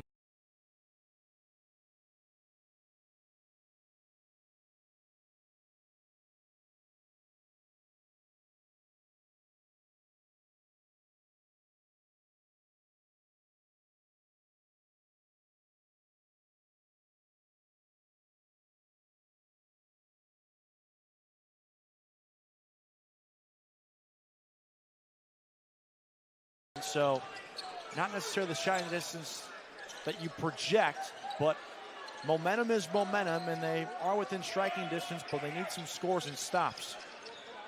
Yeah, Portage has done a really good job running their set plays today. And I thought they had Carter Kobe on that diagonal cut with the back screen, but they didn't hit him until a little too late. There's Kobe. There's the bigger Caden Schneider on him. Hands it off to Brown. Back to Kobe. Driving baseline. Stops. Brown got the man flying in the air. Underneath. Cameron draws a foul. It's on Basila. Yeah, and that's his third. For the one guy on the floor that's got, I don't know what you want to call him, semi-foul issues, is now Basila's got 3. I guess that officially would qualify him as the first player in foul trouble. Yeah. As Emilio Cameron goes to line for 2. What a game it's been for him. Midway first quarter, exits the game as he took an elbow to the face that saw his node profusely drip blood to the point where he had to switch jerseys. He normally wears 21. He's wearing 10 right now. Yeah, I'm proud of him. He's showing some toughness here. He's out there competing. Yeah, he goes 0 for 2 there. Showing off a lot of fight as in between free throws, he was rubbing his nose, so clearly still in a lot of pain. And one of the things that Portage does that a lot of teams don't do is a lot of people press off of makes. Portage is getting into this trap off of misses, too. McCorney, long, deflected right to Basila, who will drag it back on out to reset. Yeah, Jalen Watts active, getting it tipped up, and Bradley getting the rebound. Here's Schneider. Basila with Moran all over him. Basila tried to force it in. It clangs in and out. Here comes Portage the other end with Mikey Rivera. Rivera got doubled. Couldn't find the open man, though. Cameron's open, fakes. Brown fakes as well. And they'll reset it with Moran. Yeah, Coach Urban imploring the Trojans to just sit down in the stance, contain the dribble. P.J. Brown, high arcing look, no. Cameron a long weak side rebound. Brown fakes and draws a foul. They'll track that jump ball. Nope, foul. Portage's athleticism is tough. I mean, you got 5 guys on the floor that want to penetrate and drive to the basket. If you don't move your feet. So now here's, you can make the case, might be the Croc Company's Lanterman Superior of the game when it's all said and done, Gunnar Ello, or very least blue collar maybe, as they lob it into Bryce Kobe. Get ready to help here. This isn't a good matchup here one-on-one. Kobe to Brown. Inside, Cameron lofts it to Moran. They need to score quickly. P.J. Brown off the dribble, and that one just doesn't fall. It hit every part of the rim and still couldn't find the twine. P.J. Brown's been really aggressive tonight. Well, Chesterton can afford to be a little bit patient here. Basila from the corner. Long. And Moran comes down with it. Still an 11-point game. No points have been scored in this quarter. Here's P.J. Brown. Shy there out of the hand. Yeah, Brown looking to score here. He's not going to sit around and wait for something to happen. Watts accelerates, and they'll kick it back out for Corney. 5:24 to go and counting. Still 43-32. Foul there on Moran. Yeah, you got to pick and choose when you want to go for that, when you want to go for the steal. And his second personal, by the way, as Ray gets a breather in place of Malachi Ransom. Or check that, rather. Basila will exit in place. Ray will go inbound the ball. Yeah, and what this does for Chesterton right now is it puts 2 point guards on the floor with Picorni, so that they're not afraid to just spread it out here. That's what they'll try to do as... Oh, yeah, they're in the Eagle right now. I love it. For the viewers at home, what's that? So they got 5 out. They're going to drive the lane, kick it out, and they kick it out to the sideline. They'll work it back up the sideline. So it's ironically, both teams run the exact same stall. I don't know what they call it. Back in your coaching days, what would you call it? Eagle. You would call it Eagle, okay. Yeah. As Mark Urban will burn a full timeout before Ransom will go to the line. So we'll take it with them. Still looking for the first points of the fourth quarter. This is Game Night on the Region Sports Network, the only game in town.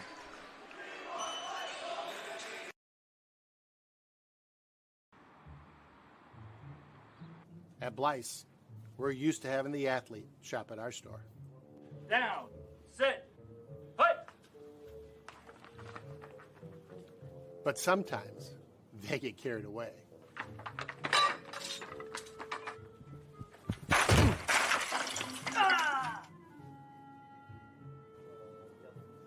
Blyce, this is where the athlete shops. Located in the heart of downtown Indianapolis, the newly renovated Hampton Inn is within walking distance to over 30 restaurants and attractions, including Lucas Oilfield and Gamebridge Fieldhouse. Hampton Inn has much to offer, including a hot breakfast, high-speed internet access in every room, as well as a fitness center. Why wait? Make your reservations today. Call 317-261-1200 or make them on the web at hamptonin3.hilton.com. Hampton Inn, Indianapolis, downtown. Welcome back. Malachi Ransom set to go to the charity stripe. 43-32 was the score at the end of the third quarter. We are 2 minutes and, 58 seconds into the fourth quarter, and we're still sitting at 43-32. Yeah, it's one of those things right now where Chesterton can't pull away and Portage can't close the gap. Ransom breaks the fourth quarter scoring drought for both teams with a free throw. You know, foul-wise right now, both teams are sitting at 2, so that's not something that's going to be an issue. 2 big ones there for Ransom. Gets it back out to 13. You know, Josiah Brown has shot really well from three-point all season. We haven't seen him get an opportunity to get a 3, so there you go, a little elevator screen for him. Stops, goes up and under, and nice move there from Josiah Brown. Yeah, and if I'm Urban, I'd much rather Josiah Brown shoot contested layups than 3s. 40% nice from distance look. this year. Ello bricks the layup. Oh, my goodness. Nice look by Ransom. It was a great feed, like you said. Now here's Moran working on Ransom. Gave it off to P.J. Brown. Josiah Brown faked the dribble handoff. 4:14 to go and counting, 11-point game again. Handoff from Moran. Right side of the lane, and he'll go to the line for a pair. Ello the foul. Yeah, communication error there defensively for Chesterton. Gunner didn't really appreciate the fact that he got stuck man-to-man on Moran. Moran's quick. Well, it's been a quiet night for Moran. 4 points. He has a couple of fouls. Guy who averages just about 14 and a half per night during the regular season. Well, I think, one of the things you see is that Portage all season long has been able to turn people over and get out and run. And Chesterton has not turned the ball over against the trap. They haven't necessarily made all their shots, but they're getting shots on their possessions and being patient enough that they're running some clock. Portage would like to play this game at a much faster pace than what it's currently at. If you were going to tell me with 4 minutes to go, Portage would have 35 points, that'd be hard to believe. Foul there on Rivera. That's not a good one as well. That's the third team foul. Rivera, second personal. Well, and that's just, trying to make something happen, right? He got rewarded last time that he reached in and was able to get a steal and thought he'd give it a shot. And they will try to burn as much clock off. 9-point game. This is the closest it's been in the entire second half. Foul there on P.J. Brown.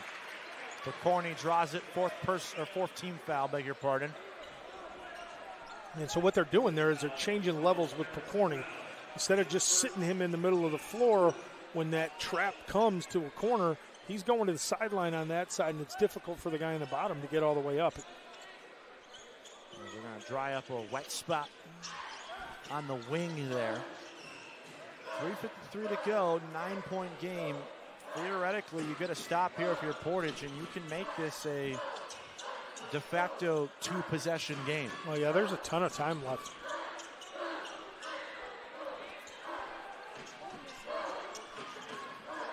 We saw them close the first quarter on a 7-0 run.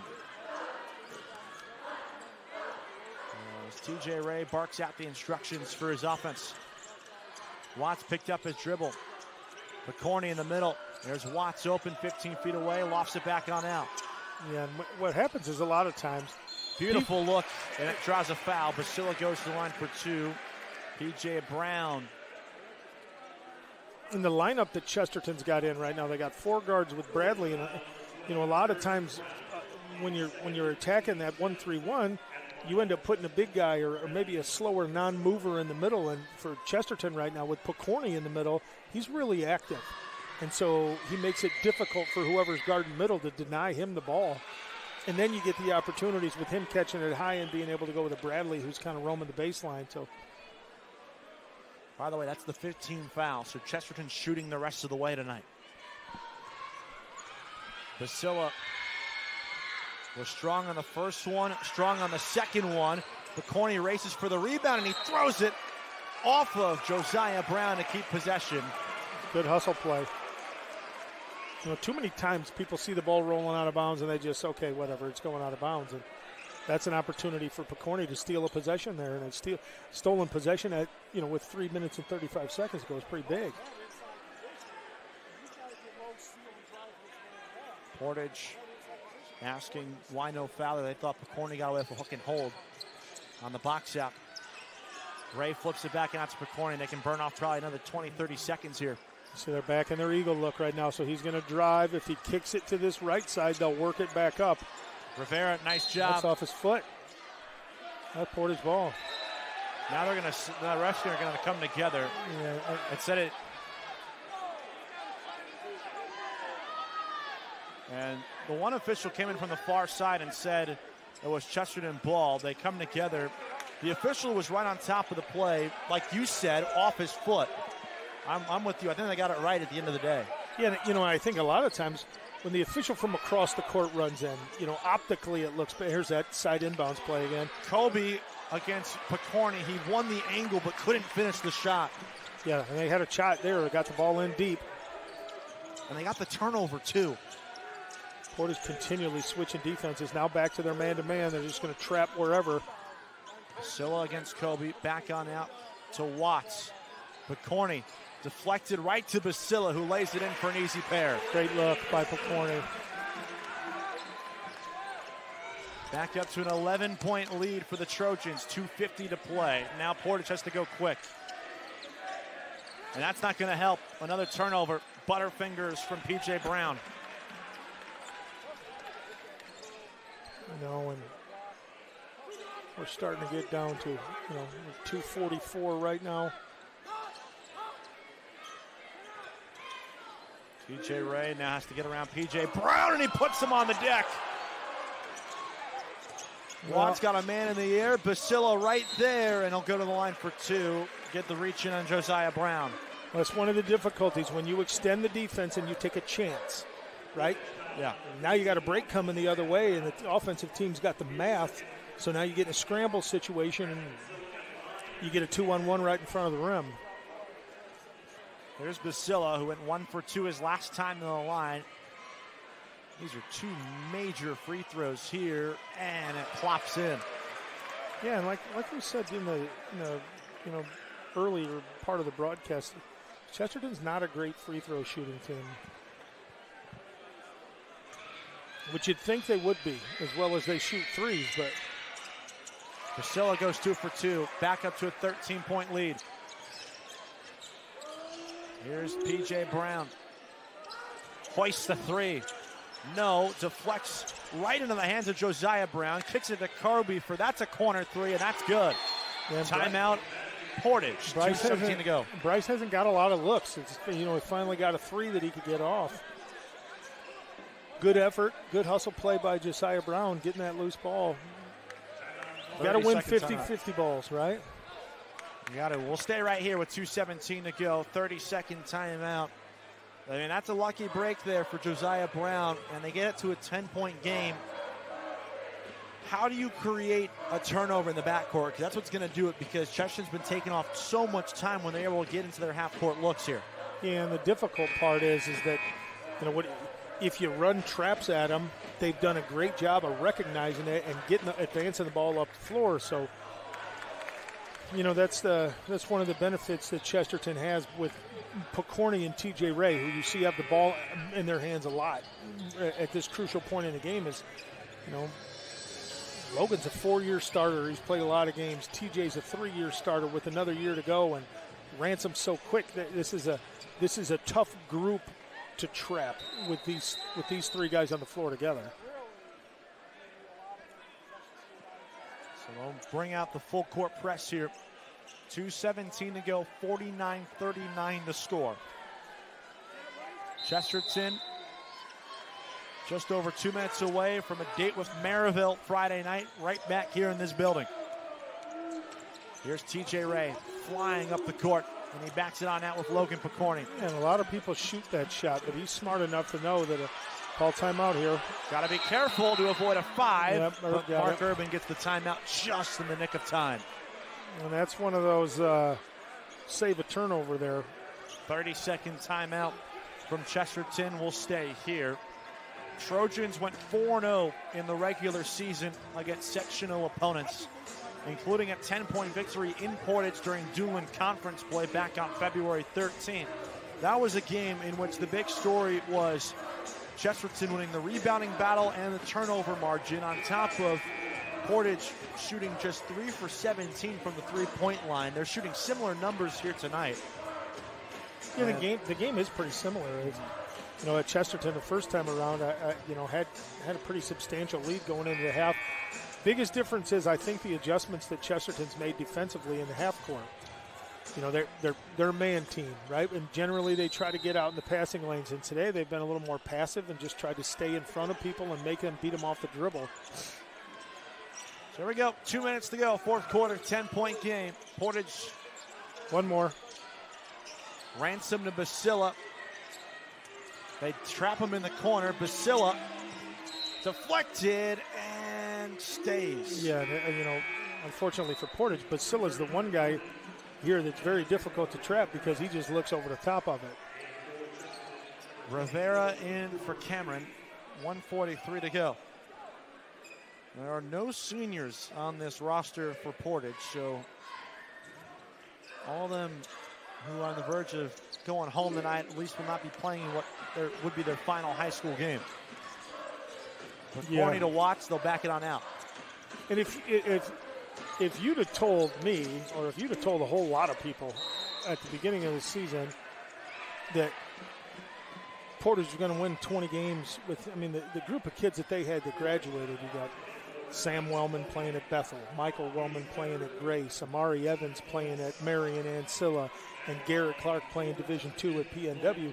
Those 4 guys started and played major roles on the varsity team for 4 years. So going in, I think a lot of people thought, hey, this is going to be a rebuilding year for Portage. And their JV team was undefeated last year with probably a lot of these guys playing. And they just, it's Klaus and his staff have done such a good job there. There's been a big turnaround over the course of the last 4 or 5 years. And it helps when you got players, but it also, having players is only part of it. And him and his staff have done a good job. And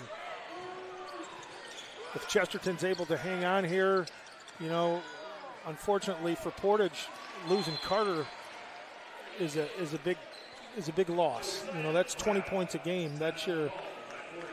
But injuries are a part of it, right? That's the one thing. You hope Carter Kobe can make a full recovery. He's, 20-point per game guy, second in the conference in points per game. He led the Duneland in points per 32 this season because the numbers there are different. We'll take a full break with them. 50-41 the score. 1:23 to play. This is Game Night on the Region Sports Network, the only game in town. Since 1998, customers have enjoyed Chicago dogs, Italian beef, burgers, Polish, and of course the gyros, all from the original George's Gyro Spot in Chesterton. Located at 325 North Calumet Road, George's Gyro Spot prides itself on fast, friendly service at affordable prices. Open 7 days a week, George's Gyro Spot offers dine-in or carry-out. To place an order, call 219-926-5435 or go to georgesgyrospot.com to check out their menu and to place your online order. The original George's Gyro Spot. Have you heard? Stratford Mantel was voted Best of the Region 2025 in several categories, including Best Caterer, Deli, Flower Shop, Food and Grocery Delivery, fried chicken, place to buy produce, place to buy seafood, loyalty program, and grocery store. We're proud to be recognized by our community, and we're committed to continuing to deliver the variety, value, and convenience you deserve. See for yourself what it means to be the best when you shop at Stratton Mantel. Welcome back. 9-point game, 1:23 to go. There's the press break with Logan Picorni, and that could be the exclamation point. I like Picorni going deep. A Hail Mary that was executed to perfection. 1:09 to go. Rivera, step back three. Yes. There, boy. 8-point game now. Not done yet. They need to get a stop quickly. They're about to get a 5-second call. Basila snatches the inbounds, and there's the foul with 56.7 to go. Yeah, if you're Chesterton, you need to make these free throws. And Bradley's, 1 for his last 4, so. Team already in the bonus. Third personal, or actually they put it on Josiah Brown rather, not Carter Kobe. So here's Basila. We're going to have Kobe and P.J. Brown flip-flop to probably take Kobe's strength against Picorni. Because to your point about Basila being 1 for his last 4, all of his misses have been on the right side of the rim. It's windy. The air vents are going. Yeah. That one doesn't go.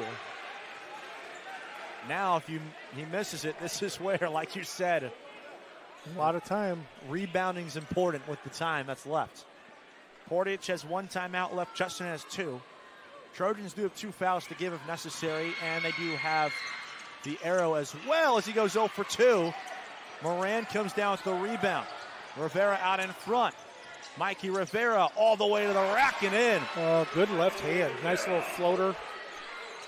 6-point game, 40 seconds left, and they throw it away. There we go, Portage ball. 41.1 to go. In essence, 15 years ago, this is a 3-possession game still. In the modern game, a 2-possession game right here. Yep. And you know, the vibe in the room was that Portage was dead about a minute and 30 seconds ago, and right now they got an opportunity to cut it to 3 with a 3-pointer here. Right before the 3, a couple of moments ago, the students were chanting, "Start the buses." Yeah. Kobe to inbound, lofts it in. It's a risky pass. Rivera had it go in and out of his hands. Picorni backs it out, 35 seconds to go, and there's the foul from Carter Kobe, or from Bryce Kobe, rather. That was a risky pass, and it doesn't work out. Yeah, big steal by Malachi. I know you don't want to burn the final timeout there, but that felt like a spot where if you didn't have the look, you burn the final timeout to secure the possession, right? Yeah, and I don't know what they told them coming out of, we're going to run this and we're looking for something, but nails from Ransom back up to a 3-possession game.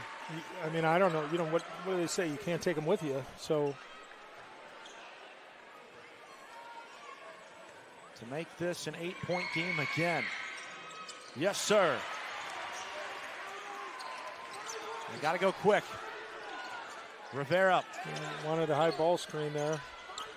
Josiah Brown, 26 seconds left.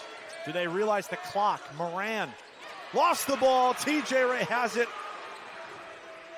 Looking for one more, and he'll go to the line for 2. Yeah, and he got rewarded by getting fouled, but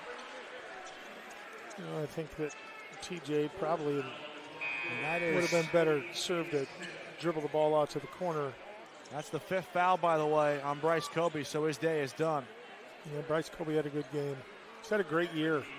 14 points for him tonight in what's going to be the final game of his sophomore season. Yeah, and if you're a Portage basketball fan, you got to he's gonna play a ton of AAU in the springtime and over in the summer, and he's got a really solid future ahead of him in a Portage basketball uniform. Just a mere 30-plus seconds ago, Portage got down within 6, and now you're looking at what seems to be a double-digit win tonight for Chesterton. Very similar to the first game. I think the final was 10. It was. But it wasn't a 10-point game. 65-55 was the final then. As P.J. Brown hoists the 3, it bounces off the shot clock. 56-46 tonight with 8 seconds to go. And everyone's going to back off, and that's going to do it.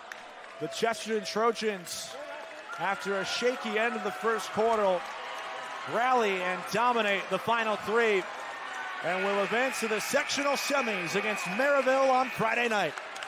56-46, the final score here in the opening round of the 2026 4A sectionals. Yeah, you hate to see this game being played in the first round, but with the blind draw, sometimes you get it. When Portage going to be able to look back on this, not today, not maybe in the next couple days, but 19-5 is a good season. A lot of people would take it. You're gonna look back and wonder what happens if Carter doesn't get hurt. At the time they're 16-0, but the good thing that they got going for them is every guy that's walking off the floor right now is going to walk back out on it in a couple weeks and start practicing again. So the future is the future looks good for Portage. They got two good middle school teams. Jeff Smith on the school board here, the legend. They got Willow Creek, I think, was a conference champion down at the middle school level, so they got some good, talented kids coming, and they're going to work hard. They're going to remember this day. They're going to be not thrilled with the outcome, but at some point in their life, they'll be able to look back and say 19 wins is a pretty good year. And you look at over the last 2 seasons, that's 39 wins over the last 2 years. That's nothing to scoff at whatsoever for this Portage program. And I think the cool thing about it, that's 39 wins with 2 completely different groups. But there's part of it, right? The finality of the sectionals, and that's why there's all these people here, and that's why the kids from the other schools are here watching. There's some finality to it, and the finality, for the parents is rough, right? Some of these parents are, well, at least of the seniors, when they lose that last game, they, in their heads, they're playing the game of, I remember, taking my kids to Fagley to play PYB and, their games at the middle school, and sectional loss always tough. It is, and the one bright spot is, well, none of these Portage families are going to have to play that game at least tonight, because there isn't a senior on the roster at this point. There was a handful of juniors. One of them, their star junior, broke his ankle midseason. That's the big what-if game. We'll take our final break of the night. We'll recap this game in full, and we'll hand out some post-game hardware as well. Our post-game show starts next. This is Game Night on the Region Sports Network, the only game in town.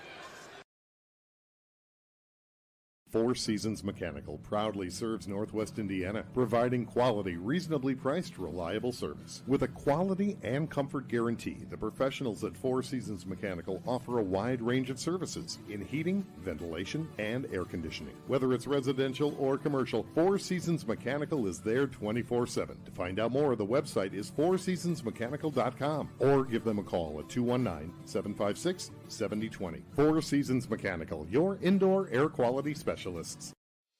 Headquartered in Griffith, Indiana, Absolute Power Systems has been delivering top-notch service since 2004, with a team of skilled technicians boasting extensive training on some of the biggest names in the business, like Cummins, Caterpillar, John Deere, Volvo, and more. They focus on providing exceptional industrial engine service and generator power system maintenance and repair.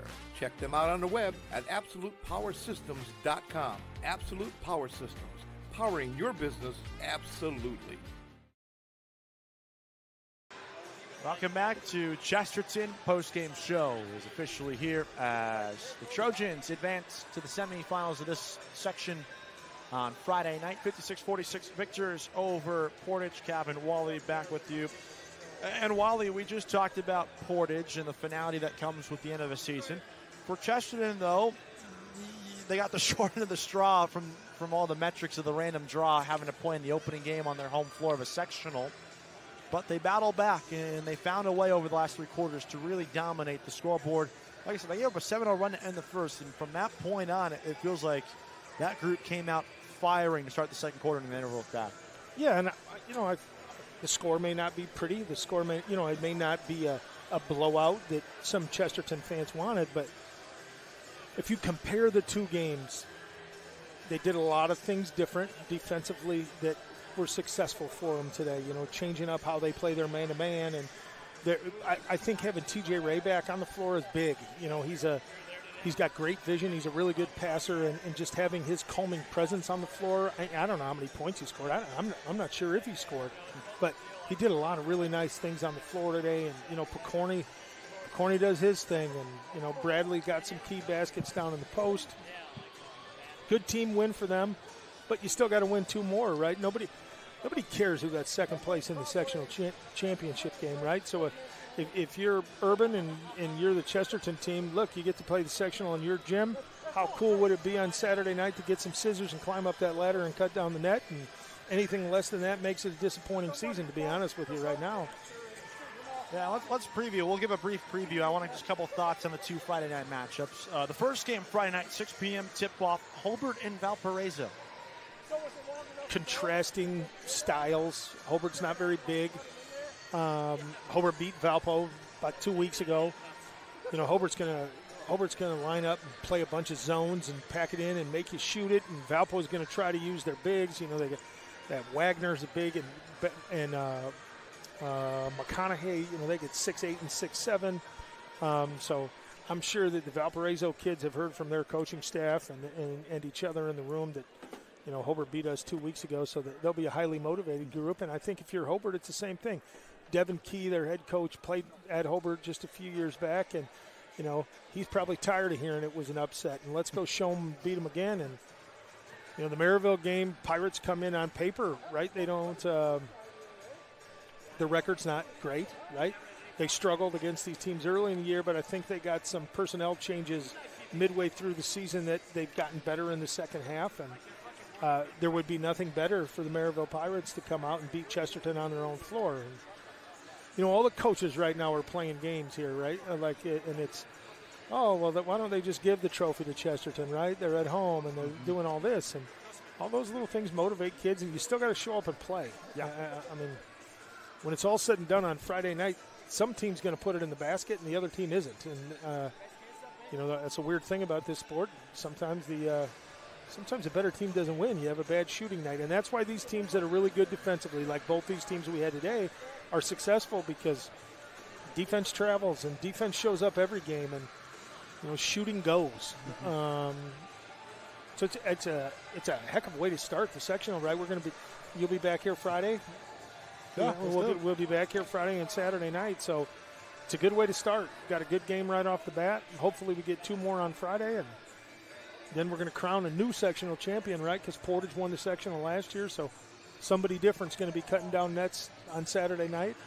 And for Maryville, revenge factor as well. Chesterton came to their home floor a couple of weeks ago and won by 19 points. 59-40 was the final, and those 2 teams met up in the regular season. Time to hand out some hardware. Let's do it.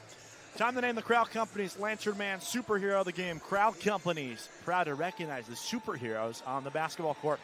And the Crowd Companies Lantern Man Super of the game tonight was Chesterton's Gunnar Ello. He may not have lit up the stat sheet, but his minutes changed the course of this game tonight.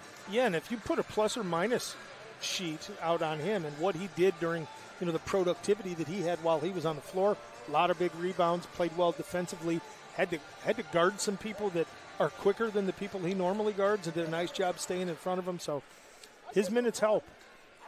And now time to name the blue-collar player of the game, brought to you by Boilermakers Local 374. Boilermakers Local 374.